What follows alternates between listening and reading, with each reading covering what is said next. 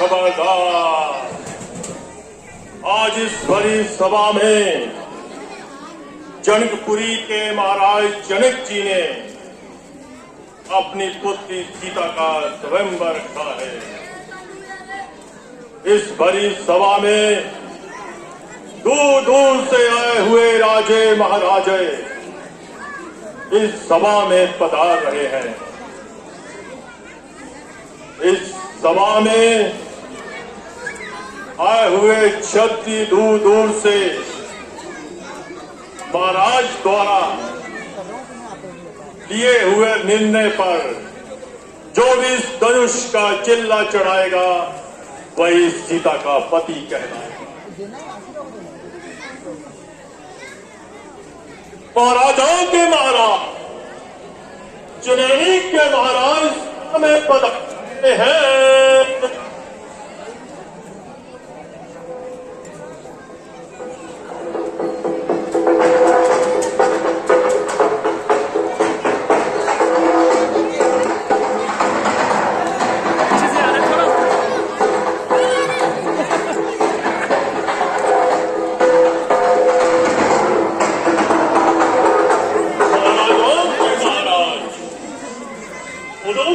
महाराज सभा में पधार रहे हैं।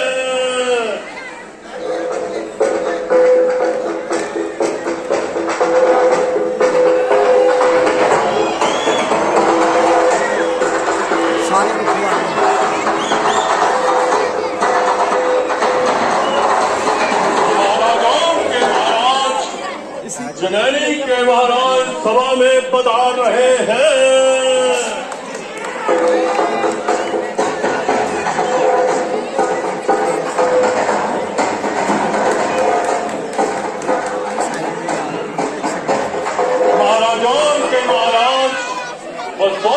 महाराज सभा में पधार रहे हैं।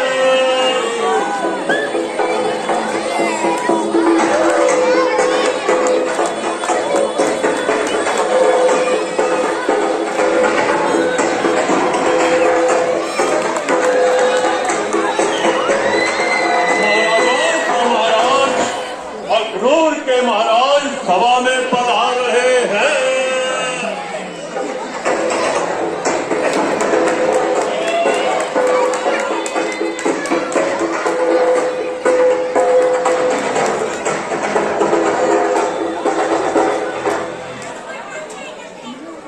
महाराजों के महाराज, डुग्गर प्रदेश के महाराज सभा में पधार रहे हैं।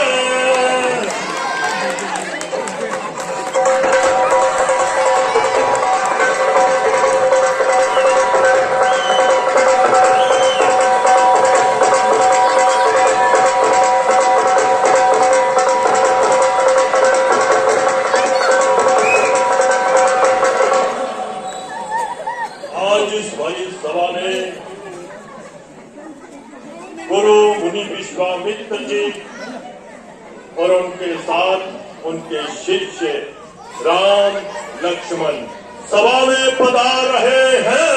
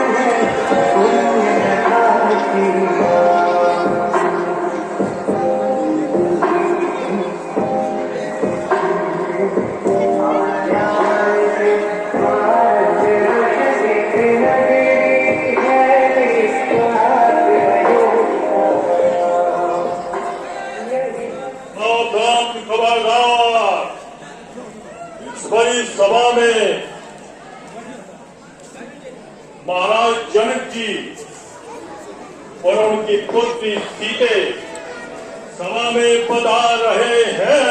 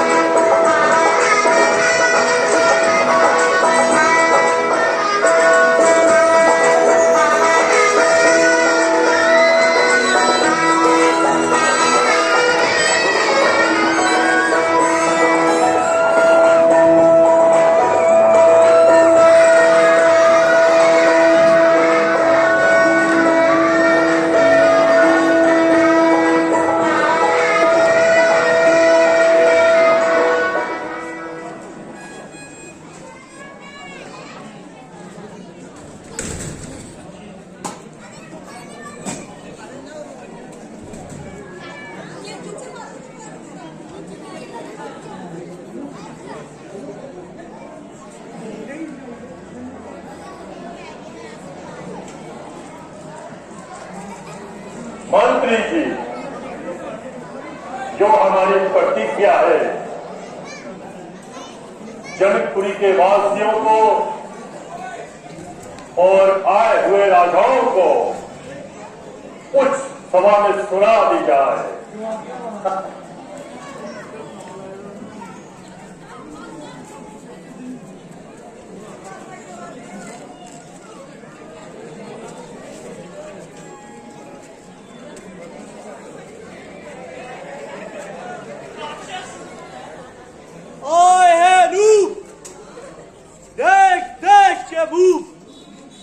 दौर दौर के स्वरूप आज यहाँ पर पधारे हैं योद्धा बलकारी वीर पुरुषधारी आए करके तैयारी राजा जनक के द्वारे है।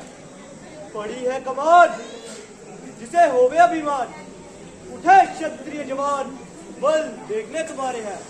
सीता को विहाय आज आए वे मैदान भी जो जो क्षत्रिय के दुलारे हैं।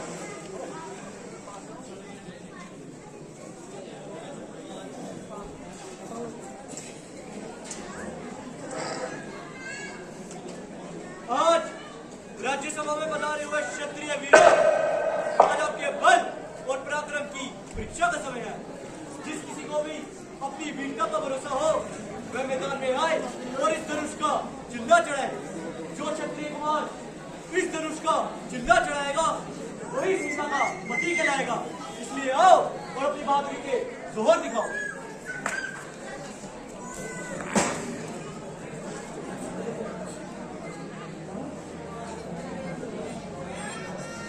महाराजा के महाराज पहले आप महाराजा के महाराज पहले आप महाराजा के महाराज पहले आप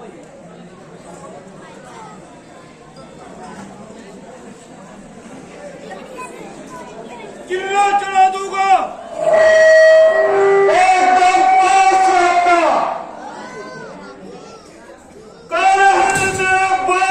का मुश्किल ही क्या है।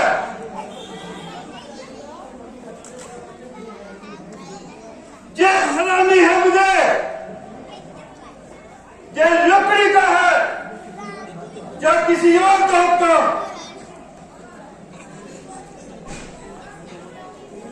ये मानव को हिलाने की ताकत इस कान में है। बछड़ते देख राजा चोर की तरह कोई खुदाई में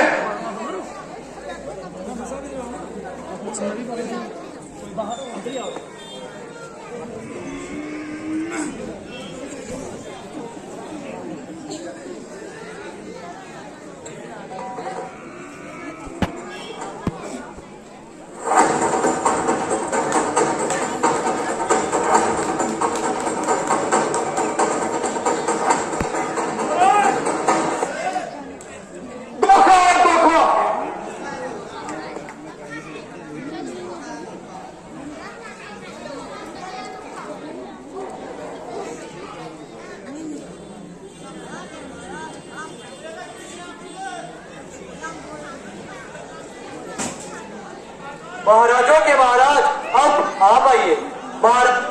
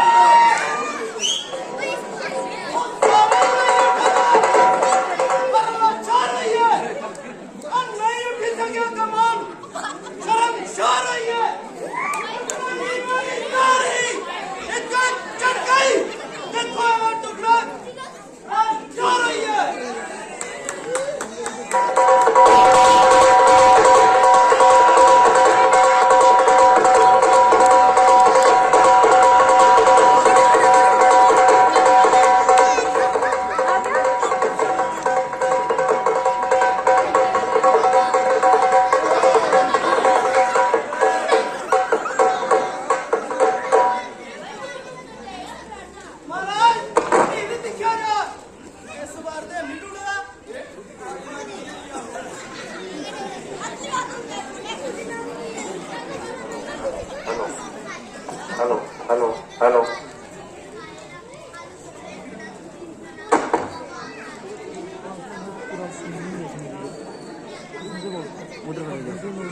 उधर खड़े जाओ, खड़ो के देखो।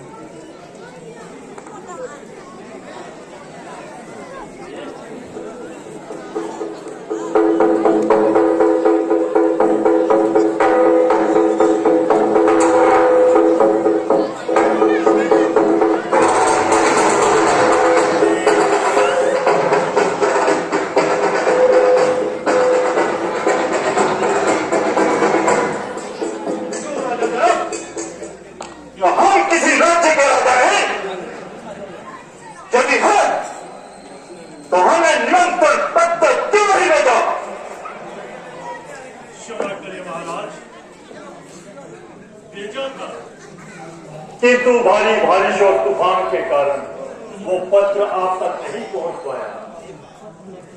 पत्र लिखकर समुद्र में डाल देते, समुद्र की क्या मजाल जो पत्र हम तक न पहुंचाता।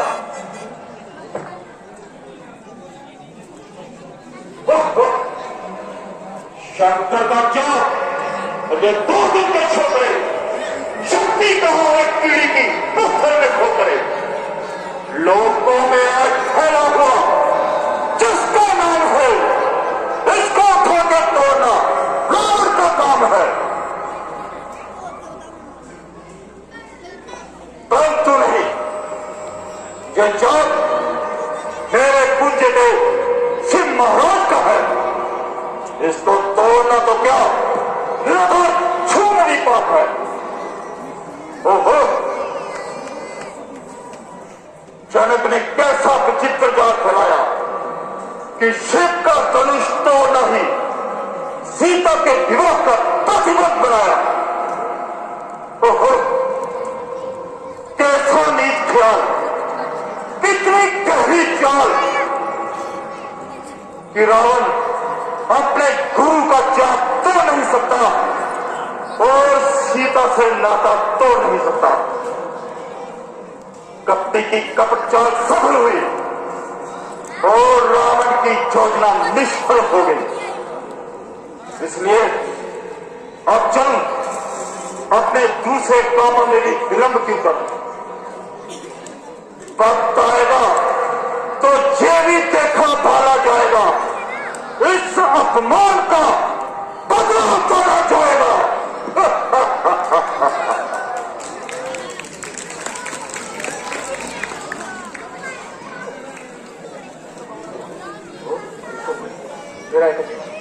अकेले चौबंदी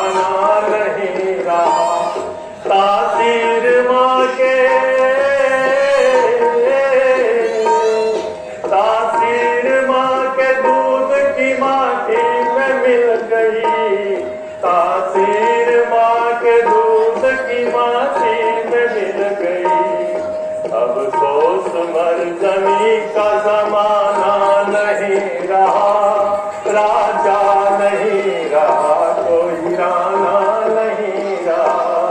दुनिया में आए कोई भी राजा नहीं रहा, राजा नहीं रहा, कोई राना नहीं रहा। जाओ पहन के, जाओ पहन के चूड़ियां तुम अपने घरों में, जाओ पहन के चूड़ियां तुम अपने घरों में। अब सोच मर जमी का जमाना नहीं रहा, राजा नहीं रहा, कोई राना नहीं रहा। दुनिया में आए कोई भी राजा नहीं रहा, राजा नहीं रहा, कोई राना नहीं रहा, राजा नहीं रहा, राना नहीं रहा। दुनिया में आए कोई भी राजा नहीं रहा, राजा नहीं रहा, कोई राना नहीं रहा।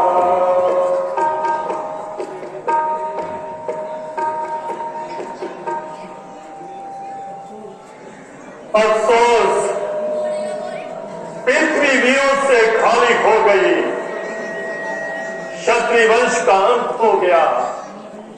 अन्यथा अन्यथा ये छोटी सी कमान जिस पे सारा क्षत्रिय मंडल हैरान है, ये केवल इस योग्य रह गए हैं कि इन्हें किसी नुमाइश में बिठा दिया जाए और वहां से गिराया तक न जाए। अरे इनसे भाव की आशा रखना बिल्कुल बेसूद है, क्योंकि इनमें बल और पराक्रम नामूद है। अगर मैं पहले जानता तो मैं ये स्वयंवर कभी ना रचाता। अब क्या हो सकता है? अरे जो कर्म में थक चुका हूं, अरे उसे निभाना ही पड़ेगा, अन्यथा सीता को कुंवारी ही बिठाना पड़ेगा। अरे इन कारों के गले पे मरने से बेहतर है मैं इसे कुंवारी ही घर में बिठा रखूं। बस चले जाओ स्वयंवर खास, मेहरबानी करके अपने अपने घरों में तशरीफ ले जाओ और ऑटो में बैठकर शेखियां चलाओ।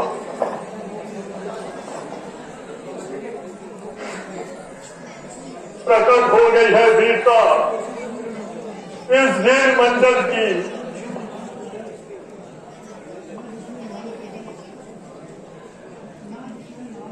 ना जिसमें राह को चल कहे ऐसे बादल की, किया है जो कभी मैंने वो प्रण हो चुका है पूरा। चलो जाओ बस अपने घर जाओ, वचन अब हो चुका पूरा। बस बस महाराजा जनक, जुबान को संभालिए और ऐसे असभ्य शब्द मुंह से ना निकालिए। यूं घर पर बुलाकर किसी पर अपमान करना कहाँ की अक्लमंदी है, आला दर्जे की नापसंदी है। ना कुछ सोचते हो, ना कुछ विचारते हो, जो दिल में आए वही मुंह से निकालते हो। इस बदतमीजी का मजा उसी वक्त खा देता, पल पल में खून की नदियां बहा देता। परंतु क्या करूं? अरे भाई आगे नाम मिलकर लक्ष्मण मजबूर है। खैर जो हुआ सो हुआ, अब अंदर के लिए कलाम कीजिए और मुंह संभाल कर लगाम कीजिए, अन्यथा गड़ी पर गड़ियाल हो जाएगा और ये सैदपुर का मैदान बाबू के खून से लाल हो जाएगा।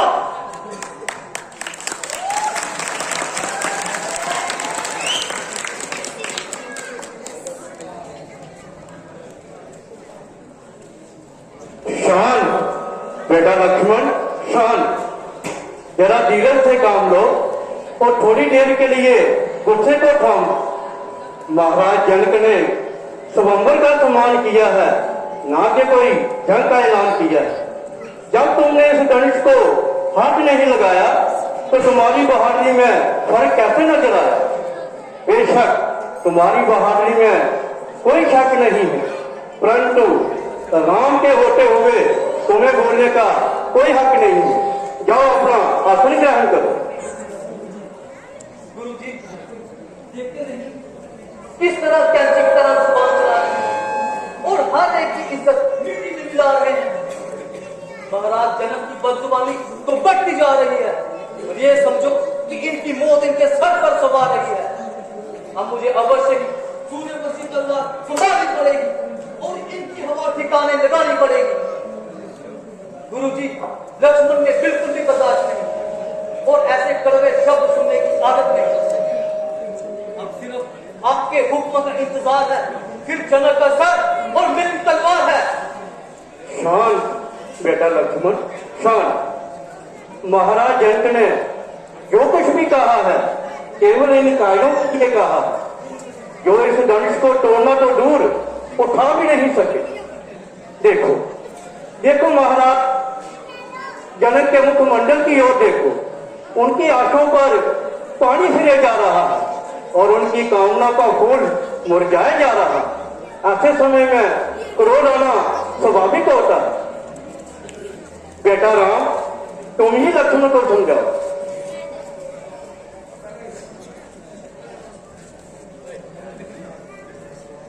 प्यारे लक्ष्मण, ये तुम्हारा केवल ख्याल है, अन्यथा तुम्हें कायर और बुज़दिल कहने में किसकी मजाल है? कोई मनुष्य तुम्हें ऐसे अपशब्द कहे और रामचंद्र सुनता रहे। जब तूने धनुष को हाथ तक नहीं लगाया तो तुम्हारी बहादुरी में भला फर्क कैसे आया? हाँ, जो धनुष को अपनी जगह से हिला तक नहीं सके वही इस गिनती में आते हैं और कायर भी कहला सकते हैं। इसलिए तुम्हें हरगिज़ ही अफसोस नहीं करना चाहिए। इस वक्त तुम्हारा झगड़ा करना केवल नादानी है, इसमें हमारे उनकी भी सख्त हानि है। अगर पिताजी सुन लेंगे तो बहुत नाराज होंगे। इसके अलावा हम यहाँ अपनी मर्जी से तो नहीं आए, बल्कि मुनि विश्वामित्र जी हमें साथ लेकर आए हैं। इसमें इनकी भी बदनामी है, क्योंकि इस वक्त यही हम दोनों के स्वामी हैं। जो कुछ भी आज्ञा दे हमें वही करना चाहिए और इनकी आज्ञा के बाहर कदम नहीं रखना चाहिए। इसलिए लक्ष्मण अपना आसन ग्रहण करें।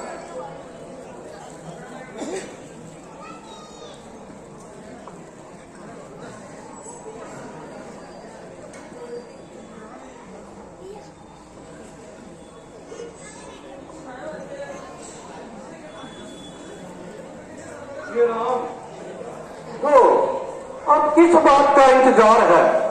और तो सब अपना जोर लगा चुके, अब आखिरी तुम्हारा बार। बेशक ये कमान बड़ी सख्त है, परंतु तुम्हारी परीक्षा का भी यही वक्त है। जहां पर आए हुए राजाओं महाराजाओं को दिखा दो कि धनुष का किला कैसे चलाया जाता है। ईश्वर की कृपा से और हमारे आशीर्वाद से तुम्हारी ही क्या होगी और इस बड़े सुगंबर की तुम्हारे ही नाव पर तय होगी। इसलिए जाओ और अपनी वीरता का परिचय दो। जो आज्ञा गुरुदेव।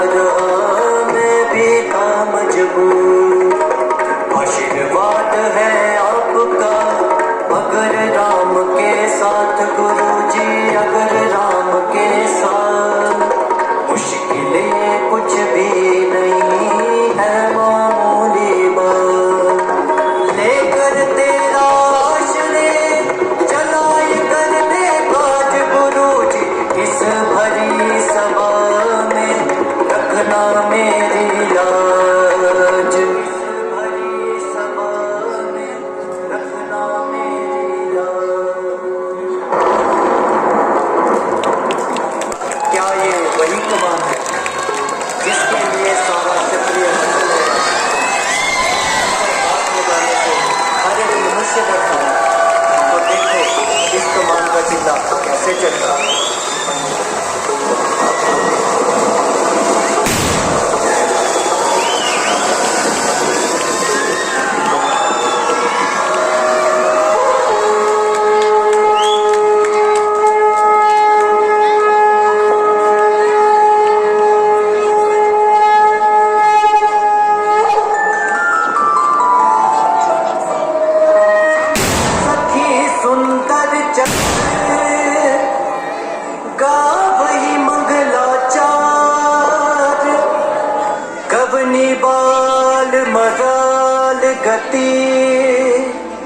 सूक्ष्मांग अपार श्री रघुबर को कमल नयन को कहना जय मां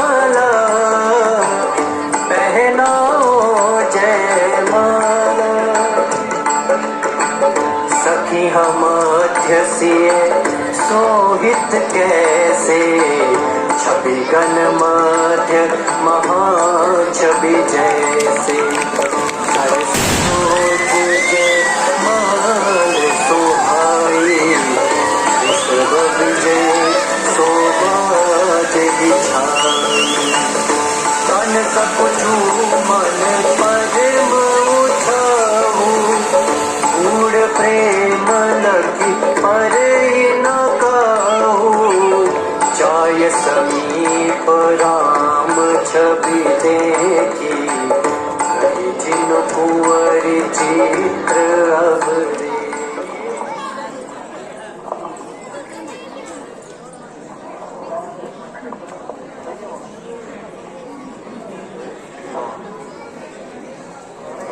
हेलो हेलो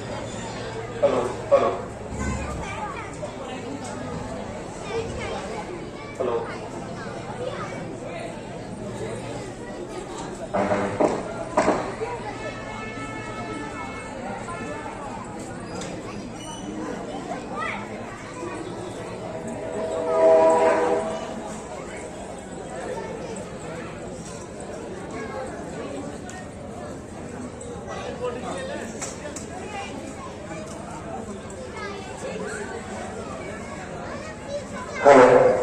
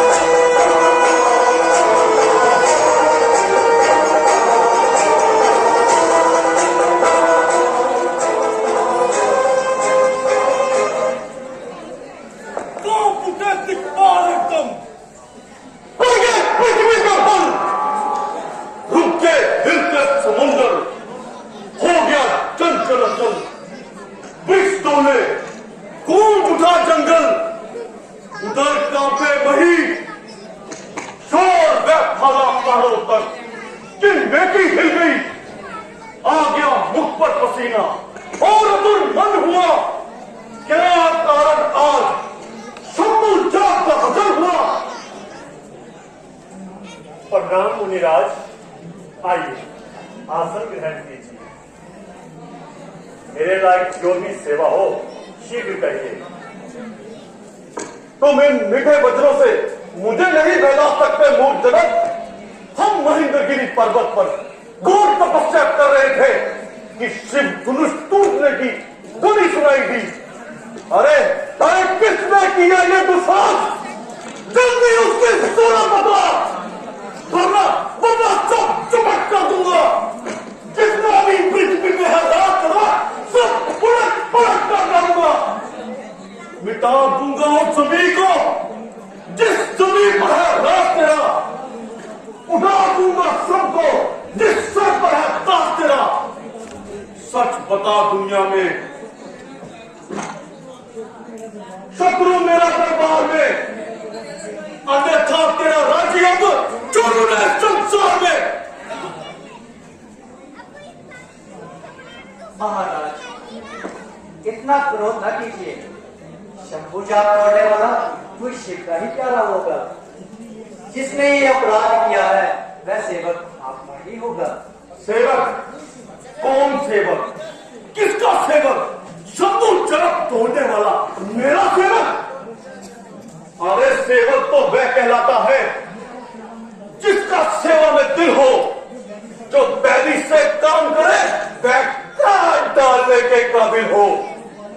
अरे बालक, तू अगवा हुआ है इस छतरी वंश की खाड़ी में, इसलिए मुझे याद आया है कि दिन का है चोर की तारी में। क्या तुझे जिंदगी की चाह नहीं थी या तुझे मौत की परवाह नहीं थी? अजी महाराज क्यों गेंद की तरह उछल रहे हो और दिनों बाद मैं आंखें निकल रहे हो? ये कमान कब से गली पड़ी थी, ना जाने कब से बेकार पड़ी थी, जिसके लिए आप इतना तिल मिला रहे हो और कैंची की तरह जुबान चला रहे हो। कभी पर्चा संभालते हो, कभी आंखें दिखाते हो। अगर कुछ मतलब हो तो बता दीजिए, वरना चुपके से ना दीजिए। और शोक चश्म गुस्ताख क्यों चिरचिर करता है? शायद तू मेरे प्यारे गदर से नहीं डरता है। क्यों मुझे बहुत गुस्सा दिला रहा है और अपनी मौत को खुद बुला रहा है? अरे बड़े बड़े बहादुर मेरे नाम की दुहाई देते हैं। अरे सामने से चल के दिखाई देते हैं। अरे तुझे बच्चा जान के कुछ कहता नहीं, इसलिए शस्त्र नहीं उठाता। मगर बकरे की मां कब तक खैर मनाएगी? आखिर तेरी मृत्यु मेरे हाथों आएगी। अजी महाराज ऐसे ऐसे गुलारे हजारों बार देखे हैं, छुरी के गांव देखे हैं, तोड़ के बार देखे हैं। भला इन धमकियों का हम पर क्या असर होगा? अरे डरता वही होगा पर्चे से जिसे मरने का डर होगा। ओहो, इतना निडर, इतना न्यायी। अरे ऐसे वचन कहते तुझे जरा भी लज्जा नहीं आई? देखो जनक, अब मुझे दोष न देना। मैंने अब तक बड़ी शांति से कार्य किया, परंतु यह सांप का बच्चा जहन में पूछा जहरीली ना है। जितना मैं सीधा चलूं उतना ये टेढ़ा हो रहा है। क्यों इसके दर गर्मी पड़ी कि तूने बखेरा हो गया? अब मैं छोड़ूंगा नहीं, जीवन इसे संसार में।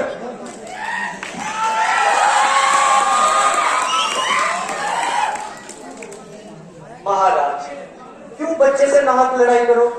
ब्राह्मण हो, कुछ तो समाई करो। ये बच्चा नहीं जहर की पेल है। समझ बेटा, इसमें मुझे कोई खेल है? क्यों निकल पड़े इस तरह म्यान से? मैं वाकई हूं तेरी शान से। ये करता है खुद मौत की गुफ्तगू। जरा कर तो इसको मेरे रूबरू। वो लक्ष्मण भी कोई तमाशा नहीं, अरे जो डालोगे मुंह में बर्दाश्त नहीं।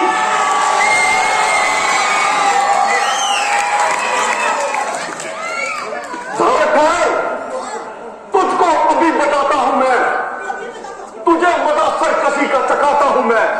ये गिरती पपड़ी दिखा किसी और को, अरे ये फीके है मजे चखा किसी और को।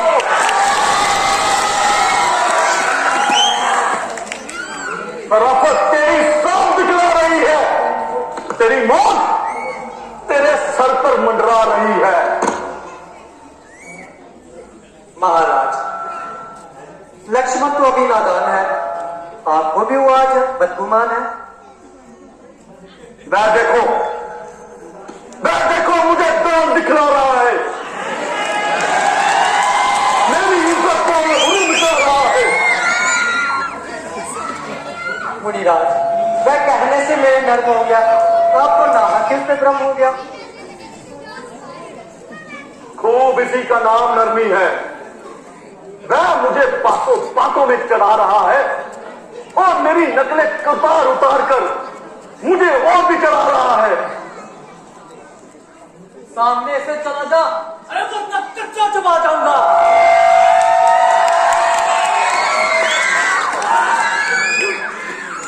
राम, तुम इसको मेरी आंखों से दूर ले दो, वरना भलाई यही है ये मुझे सुनाई भी ना दे। तुम अपनी आंखें बंद कर लो, मैं तुम्हें दिखाई भी नहीं दूंगा। तुम मुझे मत दुखाई दे, वरना भलाई नहीं है तो मुझे सुनाई भी ना दे।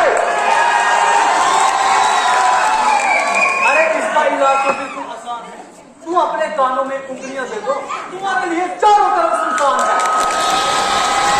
अरे तू बड़ा शरीर है, अभी इतना बात कर, मेरे हाथ में भी तीर है। ओ बदजुबान, बेबाक शैतान, अभी देखता हूं तेरा तीर कमान। महाराज, इसकी बातों पे ना जाइए, जरा गुस्से को संभालिए। बस भाई साहब, अब सहन नहीं होता। लक्ष्मण के कानों को ऐसी बात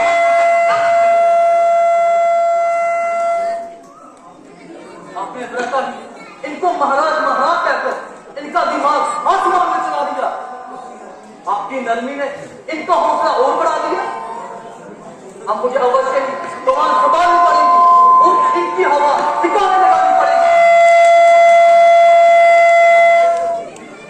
ओ नादान लड़के, जरा होश में आ, क्यों लड़कर मुझसे डरता है? अरे मुझ जैसे क्रोधी से क्यों लड़कपन करता है? अरे लड़कपन तेरा देख देख ये परसा नहीं उठता, वरना तेरी बातें सुन सुनकर ये बार बार कलेजा तरता है। अच्छा महाराज, हम लड़के से ही लड़के ही लड़कपन करते हैं, पर आपको भी सोना नहीं देता जो लड़कों के भूल लगते हैं।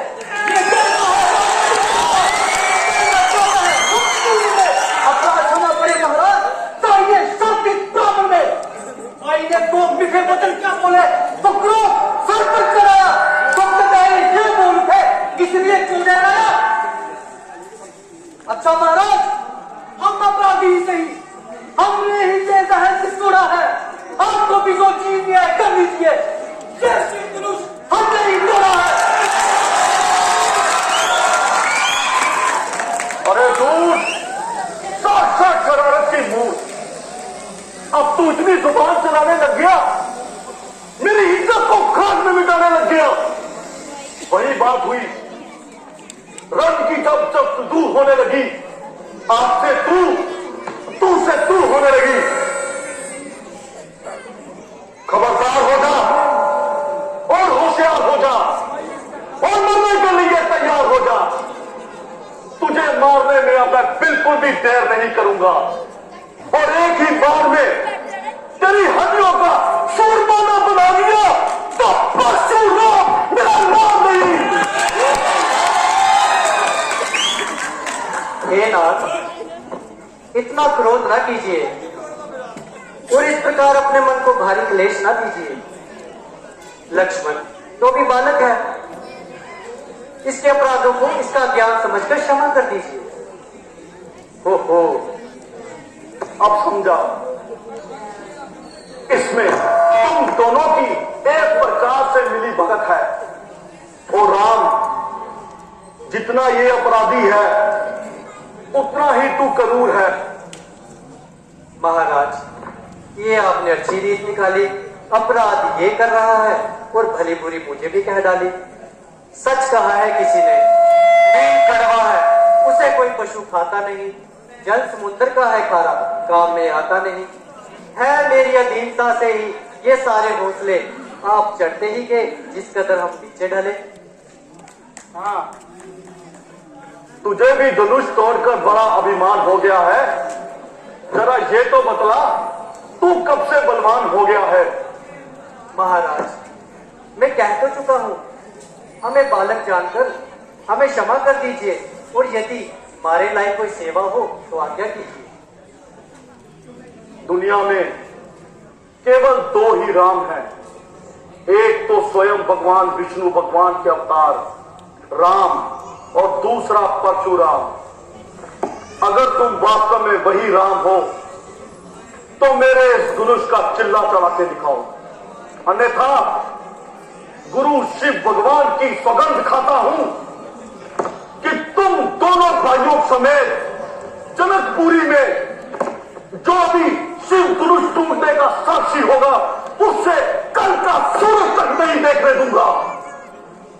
लाइए मुनिराज, धनुष दीजिए।